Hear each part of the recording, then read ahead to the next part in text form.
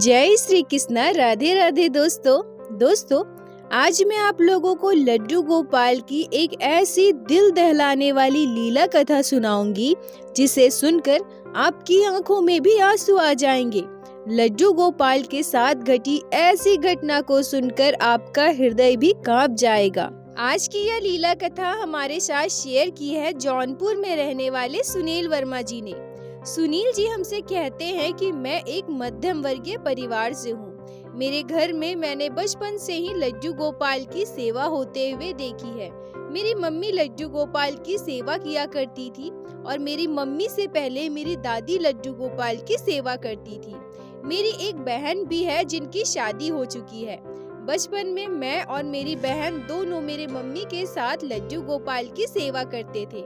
हमारे परिवार में सभी लड्डू गोपाल के भक्त हैं। मुझे लड्डू गोपाल से बहुत ही प्रेम और लगाव है। मेरी शादी को 5 साल हो गए हैं। मेरी पत्नी का नाम रिया है। हम दोनों ने अपनी मर्जी से परिवार की इच्छा के विरुद्ध जाकर शादी की है। मेरी पत्नी और मैं साथ साथ कॉलेज में पढ़ते थे। कॉलेज खत्म होने के बाद हम दोनों ने निश्चय किया कि हमें शादी कर लेनी चाहिए। यह बात मैंने अपने घर पे बताई। मेरे मम्मी पापा ने अलग जाति होने की वजह से हमें शादी करने की अनुमति नहीं दी। उन लोगों ने बिल्कुल मना कर दिया। सुनील जी कहते हैं कि मैं इस बारे में ज्यादा बात नहीं करूंगा और अभी लीला कथा पे वापस आते हैं। मैंने अपने मम्मी पापा के इच्छा के विरुद्ध जाकर शादी कर ली और रिया को घर लेकर आया। अब मेरी शादी हो चुकी थी, इसीलिए मेरी मम्मी पापा ने मेरी खुशी के लिए मेरी पत्नी को अपना लिया।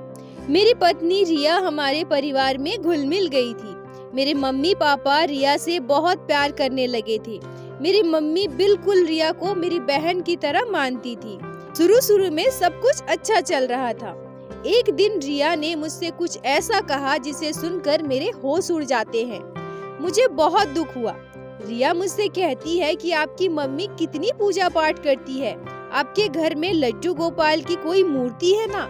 मम्मी जी उनकी सेवा करते रहती है जैसे कोई वो इंसान हो। मैं तो देखकर बिल्कुल चौंक जाती हूँ। किसी मूर्ति के लिए इतना कोई कैसे कर सकता है? सुबह उठ के मूर्ति को जगाना, स्नान कराना, भोग लगाना, सुंदर से तैयार करना, इतना तो हम शायद अपने बच्चे के लिए भी ना कर सके जितना मम्मी जी उस मूर्ति के लिए करती है। सच में मुझे नहीं पता था कि आपके घर में सभी इतने अंधविश्वासी हैं। आपकी मम्मी तो बिल्कुल पागल है उस मूर्ति के लिए। यह कहकर रिया जोर जोर से हंसने लगी। सुनील जी कहते हैं कि मैंने पहली बार रिया के मुंह से अपने परिवार के बारे में और अपने लड्डू गोपाल के बारे में ऐसी बातें सुनी थी। मुझे बहुत गुस्सा आया था। मैं डांट कर रिया से कहता हूँ कि तुम ये कैसी बात कर रही हो? वो हमारे ठाकुर जी हैं। हमारे घर में उनकी सेवा बरसों से होती आ रही है। मेरा ऐसे कहने पर अब रिया मुझ पे हंसने लगी और कहती है कि क्या वो ठाकुर जी हैं? ठाकुर जी की तो फोटो होती है और जो मूर्तियाँ होते हैं वो तो बड़े बड़े मंदिरों में होते हैं। घर में कब से ठाकुर जी होने लगे?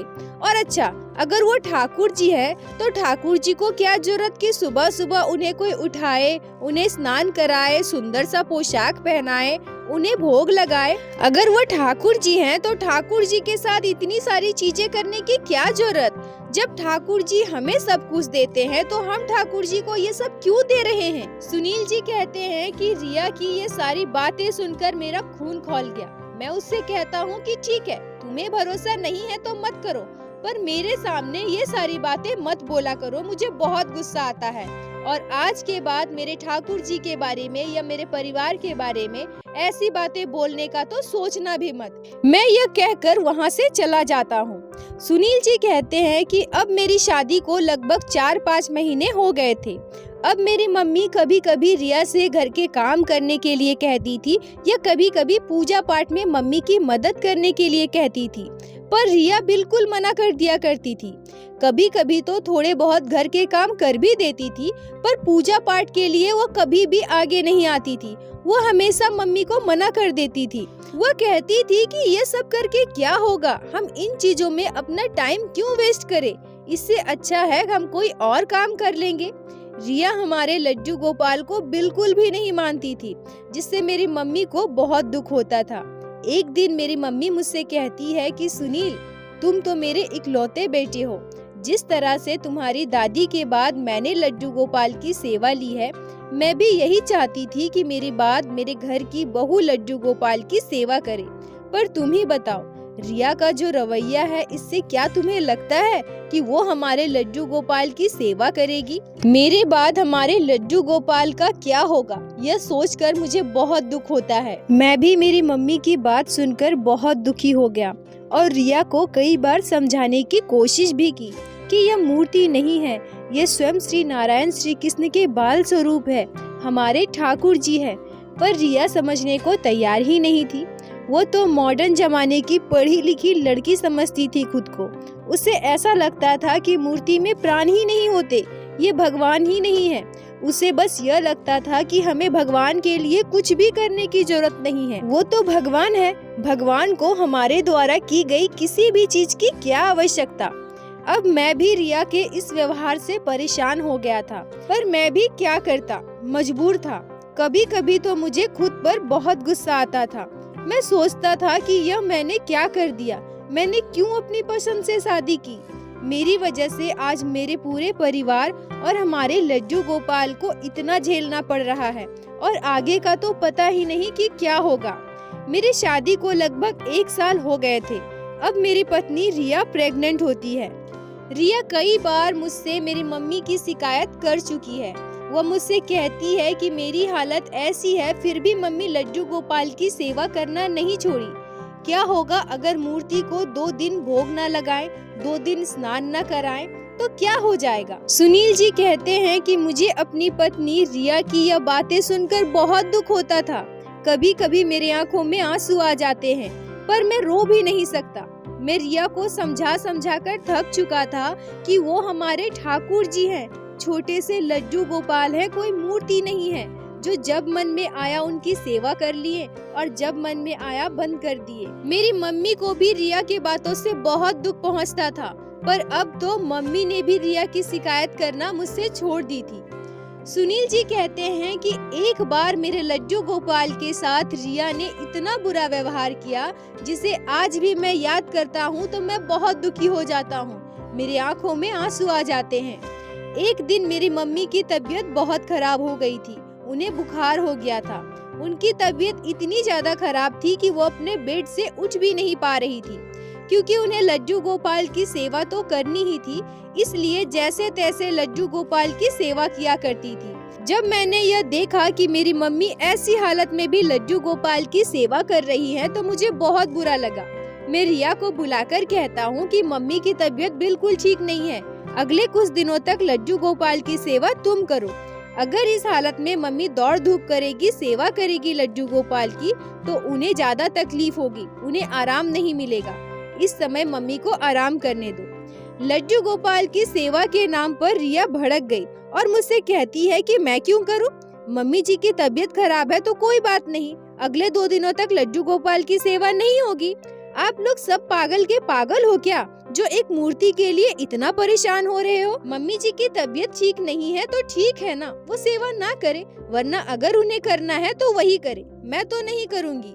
मैं भी तो प्रेग्नेंट हूँ ना, मेरी भी तबीयत ठीक नहीं है, फिर आप मुझे उस मूर्ति की सेवा करने के लिए क्यों कह रहे हैं? और सुनिए, अगर ये कोई इंसान होते, कोई बच्चा होते तो मैं जरूर करती। आपकी श्रद्धा भक्ति, आपकी मम्मी की श्रद्धा भक्ति, मैं सबका सम्मान करती हूँ, पर मैं इस मूर्ति के लिए इतना नहीं कर सकती। अगर आपको इतना मन है तो आप खुद कर लीजिए। सुनील जी कहते हैं कि मेरी मम्मी की तबीयत पहले ही इतनी खराब थी और ऊपर से रिया ने जब लड्डू गोपाल की सेवा करने से मना कर दिया तो मुझे बहुत गुस्सा आया।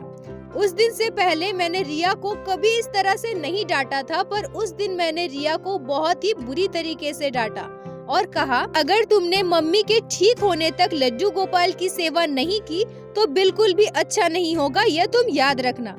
रिया मेरी बात सुनकर गुस्से से वहाँ से चली जाती है, पर मजबूरी में ही सही लड्डू गोपाल की सेवा करने लगती है। अगले दिन मैं सुबह सुबह ऑफिस जाने लगा, तब मैंने मम्मी से कहा कि मम्मी तुम परेशान मत हो, रिया कुछ दिनों तक लड्डू गोपाल की सेवा अच्छे से कर लेगी, तुम बस अपना ख्याल रखो और जल्दी से ठीक हो जाओ। सुनील जी कहते हैं कि मैंने कभी सपने में भी नहीं सोचा था कि रिया हमारे छोटे से बाल गोपाल के साथ इस तरह का व्यवहार करेगी। मैं सुबह सुबह ऑफिस चला गया और शाम को जब मैं घर वापस आया तो मैं क्या देखता हूँ कि हमारे लड्डू गोपाल अभी भी सो रहे हैं। मतलब कल रात जैसे हमने लड्डू गोपाल को सुलाया था, आज शाम तक लड्डू गोपाल वैसे ही सो रहे हैं। यह देखकर मुझे बहुत गुस्सा आया, पर मैंने अपने गुस्से को कंट्रोल किया। मैं समझ गया कि अगर मैं चिल्लाऊंगा या रिया को जोर जोर से डांटूंगा, उसे कुछ भी बोलूंगा तो मम्मी सुन लेगी। और अगर मम्मी को पता चल गया कि लड्डू गोपाल कल से आज तक सो रहे हैं तो उन्हें कितना दुख होगा। वो बहुत रोएगी, वो खुद को संभाल नहीं पाएगी और लड्डू गोपाल की सेवा वो खुद से करने लगेगी। रिया को अपने घर के मंदिर में मैं बुलाता हूँ और उससे पूछता हूँ कि ये तुमने क्या किया है? तुम पागल हो क्या? तुम्हें समझ में नहीं आता? तुमने ठाकुर जी को अभी तक सुला कर रखा है। रिया मुझसे कहती है कि मुझे बहुत काम था, दिन भर मुझे बिल्कुल भी समय नहीं मिला, तो मैं क्या करूं? मैं रिया से कहता हूं कि ठीक है, तुमने बहुत सेवा कर ली मेरे लड्डू गोपाल की, आज से मैं खुद अपने लड्डू गोपाल की सेवा करूंगा। मुझे यह सोचकर बहुत बुरा लग रहा था कि हमारे छोटे से बाल गोपाल, जिनसे हम सभी इतना प्यार करते हैं, उनके साथ मेरी पत्नी ऐसा व्यवहार कर रही है। मेरे छोटे से बाल गोपाल भूखे प्यासे कल से आज तक ऐसे ही सो रहे हैं। यह सोचकर मुझे बहुत दुख हो रहा था। मेरी पत्नी रिया मुझे इतना ज्यादा गुस्सा देखकर कहती है कि आप परेशान मत होइए, मुझे माफ कर दीजिए, अब से मैं लड्डू गोपाल की सेवा बहुत ही अच्छे से करूंगी। उस दिन से मेरी पत्नी रिया लड्डू गोपाल की सेवा सही तरीके से करने लगी। जब तक मेरी मम्मी पूरी तरह से ठीक नहीं हो गई और लड्डू गोपाल की सेवा नहीं करने लगी, तब तक मैं रिया पर पूरी तरह से ध्यान रखता था कि वो हमारे लड्डू गोपाल की सेवा ठीक से कर तो रही है ना। रिया के मन में लड्डू गोपाल के लिए कोई श्रद्धा भक्ति भाव नहीं था, वो बस मेरे डर से लड्डू गोपाल की सेवा किया करती थी। कुछ दिनों में मेरी मम्मी ठीक हो गई और फिर से लड्डू गोपाल की सेवा करने लगी। सुनील जी कहते हैं कि अब मैं आप लोगों को जो बताने वाला हूँ उसे सुनकर आपका दिल दहल जाएगा, आपकी आंखों में आंसू आ जाएंगे। मई 2021 जब हमारा देश ही नहीं पूरा विश्व कोरोना वायरस को झेल रहा था, उस समय मेरी पत्नी 8 महीने की प्रेग्नेंट थी। मेरी मम्मी मेरी पत्नी को कोई भी काम करने नहीं देती थी। मेरी मम्मी रिया का बहुत ही अच्छे से ख्याल रखती थी, पर भगवान को शायद कुछ और ही मंजूर था। मेरी मम्मी की तबीयत बिगड़ जाती है। टेस्ट करवाने पर पता चलता है कि उन्हें कोविड हो चुका है, पर हमारे देश में उस समय क्या हालात थे यह तो सबको पता है। पूरे 9 दिनों तक हॉस्पिटल में जिंदगी और मौत से लड़ने के बाद मेरी मम्मी हम सबको छोड़कर चली गई।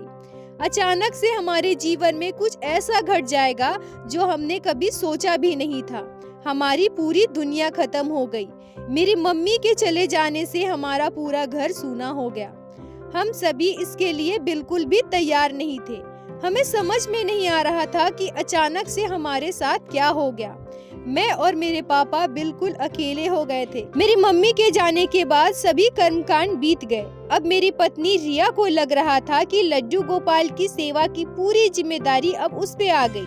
उसे ही लड्डू गोपाल की सेवा करनी होगी, क्योंकि अब तो मेरी मम्मी नहीं रही। वह अपनी किसी सहेली से इस बारे में बात करती है। उसकी सहेली उसे सलाह देती है कि तुम एक काम करो, अगर लड्डू गोपाल की सेवा नहीं करनी है तो उसे पैक करके कहीं रख दो।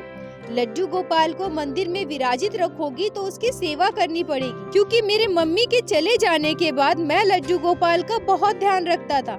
सुबह ऑफिस जाने से पहले, शाम को ऑफिस से आने के बाद मैं बरोबर अपने लड्डू गोपाल की खबर लेता था। मैं और मेरे पापा दोनों लड्डू गोपाल के लिए तरह तरह की मिठाइयाँ भी लाते थे। सुनील जी कहते हैं कि हमारे बाल गोपाल बहुत ही छोटे साइज के 2 नंबर के थे। अचानक एक दिन जब मैं ऑफिस से घर वापस आया तो रिया मुझसे कहती है कि पता नहीं लड्डू गोपाल कहाँ चले गए हैं। मैं सुबह से परेशान हूँ, सुबह से मैं उन्हें ढूंढ रही हूँ पर मुझे कहीं मिल नहीं रहे हैं। रिया की बात सुनकर मैं बिल्कुल सन्न रह जाता हूँ। मैं उससे कहता हूँ कि लड्डू गोपाल कहाँ जा सकते हैं, तुम मजाक क्यों कर रही हो? देखो ये सब मजाक मुझे बिल्कुल भी पसंद नहीं है, मुझे बहुत बुरा लग रहा है। रिया रोनी सूरत बनाकर कहती है कि मैं मजाक नहीं कर रही हूँ, सच में मैं सुबह से लड्डू गोपाल को ढूंढ रही हूँ पर मुझे वो नहीं मिल रहे हैं। तभी मेरे पापा घर आते हैं। जब हम दोनों लड्डू गोपाल की खो जाने की बात सुनते हैं तो हमारे पैरों तले की जमीन खिसक जाती है। पहले मेरी मम्मी मुझे छोड़कर चली गई, अब हमारे लड्डू गोपाल। मैं परेशान होकर रिया से कहता हूँ कि रिया, हमारे लड्डू गोपाल कैसे जा सकते हैं? वो हमारे घर में इतने वर्षों से विराजित है और अचानक से तुम कह रही हो कि लड्डू गोपाल नहीं मिल रहे हैं। हमारे घर पे तो बाहर का कोई आता भी नहीं है, ना ही कोई छोटा बच्चा है, तो फिर लड्डू गोपाल अपने सिंहासन से कैसे जा सकते हैं? सुनील जी कहते हैं कि मैंने कभी अपने सपने में भी नहीं सोचा था कि रिया हमारे लड्डू गोपाल के साथ ऐसा करेगी। लड्डू गोपाल को वो पसंद नहीं करती, उसकी सेवा नहीं करना चाहती, ये तो मुझे पता था, पर हमारे छोटे बाल गोपाल के साथ वो ऐसा करेगी मुझे बिल्कुल भी अंदाजा नहीं था। रिया कहने लगी कि हो ना हो लड्डू गोपाल को चूहा ही इधर उधर ले गया होगा, क्योंकि हमारे लड्डू गोपाल छोटे से थे ना, और कुछ दिनों से हमारे घर में चूहों का आतंक बहुत बढ़ गया है, तो हो सकता है लड्डू गोपाल को चूहा कहीं खींच कर ले गया हो। मुझे और मेरे पापा को कुछ भी समझ नहीं आ रहा था कि हम क्या करें। लड्डू गोपाल हमारे घर में वर्षों से विराजित है और अब ऐसे अचानक से लड्डू गोपाल हम सभी से दूर हो गए। हम अपने घर का चप्पा चप्पा छान मारते हैं, हर एक कमरे का कोना कोना ढूंढ लेते हैं, पर हमारे लड्डू गोपाल हमें कहीं नहीं मिले। थक हार कर परेशान होकर मैं और मेरे पापा बैठ जाते हैं। मैं अपने पापा से लिपटकर उनसे कहता हूँ कि पापा, हमसे क्या गलती हो गई? पहले मम्मी हमें छोड़कर चली गई, अब हमारे लड्डू गोपाल, अब हमारा कौन है पापा, हमारा कौन है? यह कहकर मैं और मेरे पापा रोने लगते हैं, क्योंकि बचपन से ही हमारी आस्था भक्ति श्रद्धा हमारे छोटे से लड्डू गोपाल के साथ जुड़ी थी। एक बार के लिए हम ऐसा सोच भी सकते थे कि हमारे परिवार का सदस्य हमें छोड़कर जा सकता है, पर हमारे लड्डू गोपाल हमें छोड़कर चले जाएंगे, यह कभी हमने सोचा ही नहीं था। ऐसे ही लगभग 9-10 दिन बीत गए। मैं और मेरे पापा ने यह मान लिया था कि हो ना हो लड्डू गोपाल को चूहा ही खींचकर कहीं ले गया होगा। हमने उन्हें बहुत ढूंढा पर वो नहीं मिले। अब कुछ दिनों में मेरी पत्नी की डिलीवरी का समय भी हो रहा था। तभी एक रात हमारे जीवन में आश्चर्य कर देने वाली घटना घटी। रात के लगभग 1:30-2 बजे मेरी पत्नी रिया चिल्लाकर उठती है और बैठकर जोर जोर से रोने लगती है। मैं घबराकर उठ जाता हूँ। तब तक मेरे पापा भी बाहर से आवाज लगाते हैं कि क्या हुआ सुनील, क्या हो गया बहू को, क्यों रो रही है? क्योंकि रिया की डिलीवरी को कुछ ही दिन रह गए थे, इसलिए पापा और मैं खास ध्यान रखते थे कि कहीं रात को रिया को हॉस्पिटल न ले जाना पड़े। मुझे और पापा को यही लग रहा था कि शायद उसका पेन स्टार्ट हो गया है। मैं रिया से पूछता हूँ कि क्या हुआ रिया, तुम ठीक हो ना, तुम्हें दर्द हो रहा है क्या, हॉस्पिटल लेकर चले? तभी रोते हुए रिया हमसे कहती है कि सुनील, मुझे माफ कर दीजिए, मुझे माफ कर दीजिए सुनील, मुझसे बहुत बड़ा पाप हो गया है और जिसकी सजा तो मुझे मिलेगी ही। मुझे और मेरे पापा को कुछ भी समझ में नहीं आ रहा था। मैं रिया से पूछता हूँ कि तुम ये सब क्या बोल रही हो, ठीक से बताओगी और पहले रोना बंद करो। उसके बाद जो रिया हम दोनों को बताती है उसे सुनकर हम चौंक जाते हैं। हमें समझ में नहीं आता कि हम क्या करें। रिया अपने बेड से उठकर अपने अलमारी के पास जाती है और अलमारी से कपड़ों के बीच हमारे लड्डू गोपाल को निकालकर ले आती है। मैं और मेरे पापा रिया के हाथ में लड्डू गोपाल को देखकर बिल्कुल चौंक जाते हैं। हमें कुछ भी समझ में नहीं आ रहा था कि हम क्या बोले, क्या करें। मैं दौड़कर जाकर रिया के हाथ से अपने लड्डू गोपाल को ले लेता हूँ और रिया से पूछता हूँ कि लड्डू गोपाल तुम्हारे पास कैसे आए? अगर तुम्हें लड्डू गोपाल मिल गए थे तो तुम्हें हमें बताना चाहिए था ना। रिया रोते हुए कहती है कि मुझे माफ कर दीजिए, मुझसे बहुत बड़ा गुनाह हो गया है। सुनील, आप मुझे माफ तो कर दोगे ना? मैंने लड्डू गोपाल को छुपा दिया था। यह बात सुनकर मेरे पापा और मैं दोनों दंग रह गए। तभी रिया कहती है कि आपको तो पता ही है ना, मुझे लड्डू गोपाल की सेवा करना बिल्कुल भी पसंद नहीं था और मैं आपके डर से ही करती थी। पर जब मम्मी जी हम सभी को छोड़कर चली गई तो मुझे ऐसा लगा कि अब पूरी जिंदगी मुझे लड्डू गोपाल की सेवा करनी पड़ेगी और इनसे छुटकारा पाने के लिए ही मैंने लड्डू गोपाल को छुपा दिया था। पर आज मैंने लड्डू गोपाल को साक्षात अपने सपने में देखा है। मैंने कभी लड्डू गोपाल की सेवा नहीं की। मैं बहुत अभागन हूँ। मैंने दिल से कभी लड्डू गोपाल की श्रद्धा भक्ति नहीं की, मैंने हमेशा इन्हें मूर्ति माना। पर आज इस अभागन को लड्डू गोपाल ने अपने होने का प्रमाण दिया है, खुद अपने साक्षात्कार करवाए हैं, अपना दर्शन दिया है। मैं सपने में लड्डू गोपाल के विग्रह को रोते हुए देखती हूँ सुनील। मैं अपने सपने में छोटे सा बच्चा भी देखती हूँ जो मुझसे कहता है कि मम्मी मैं आपका बेटा हूँ ना, आप मुझसे कितना प्यार करती हैं, पर आप छोटे से लड्डू गोपाल के साथ ऐसा क्यों कर रही हैं? देखिए ना मम्मी, छोटे से बाल गोपाल कितने भूखे हैं, आपने इन्हें बंद करके क्यों रखा है? देखिए ना लड्डू गोपाल कितने रो रहे हैं। यह कहकर वह बच्चा अंतर ध्यान हो जाता है। सुनील मुझे माफ कर दीजिए, मैं लड्डू गोपाल की आंखों के वह आंसू और उस बच्चे की वो बातें नहीं भूल पा रही हूँ। मुझसे बहुत बड़ा पाप हो गया है। मैं छोटे से बाल गोपाल के साथ ऐसा व्यवहार करती हूँ और मेरे पेट में जो बच्चा पल रहा है उससे इतना प्यार करती हूँ। यह कैसे हो सकता है सुनील? मैं कैसी माँ हूँ? सुनील जी कहते हैं कि इस घटना के बाद रिया पूरी तरह से बदल गई। उसके मन में लड्डू गोपाल के लिए श्रद्धा भक्ति आ गई। कुछ दिनों के बाद हमारे बेटे का जन्म होता है। अब रिया लड्डू गोपाल की सेवा बिल्कुल पूरे श्रद्धा भक्ति के साथ करने लगी, जैसा कि मेरी मम्मी किया करती थी। हो सकता है लड्डू गोपाल रिया को अपना भक्त बनाने के लिए यह लीला किए हो। सुनील जी आपका बहुत बहुत धन्यवाद जो आपने लड्डू गोपाल की यह अद्भुत लीला कथा हम सभी के साथ शेयर की, जिसको मैं हमारे चैनल के माध्यम से बाकी सारे भक्तों तक पहुंचा सकी। अपना प्यार और साथ ऐसे ही बनाए रखे। बोलो बाके बिहारी लाल की जय, लड्डू गोपाल की जय, जय जय श्री राधे।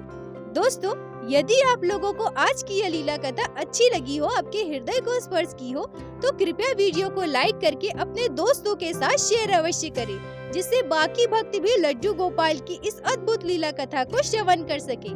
और हमारे चैनल को सब्सक्राइब करें, जिससे प्रतिदिन आप लोग हमारे चैनल पे श्री बाके बिहारी श्री लड्डू गोपाल की लीला कथा सुन सके। दोस्तों यदि आपके जीवन में घटी हो कोई भी चमत्कारी घटना या लड्डू गोपाल ने कभी भी की हो कोई भी लीला जिसे आप हम सभी के साथ शेयर करना चाहते हैं, तो कृपया हमें इंस्टाग्राम पे मैसेज करें। हम आपसे कांटेक्ट करेंगे और आपकी उस लीला कथा को हमारे चैनल पे बाकी सारे भक्तों के साथ शेयर अवश्य करेंगे। लड्डू गोपाल की कृपा आप पर और आपके पूरे परिवार पर बनी रहे। राधे राधे दोस्तों।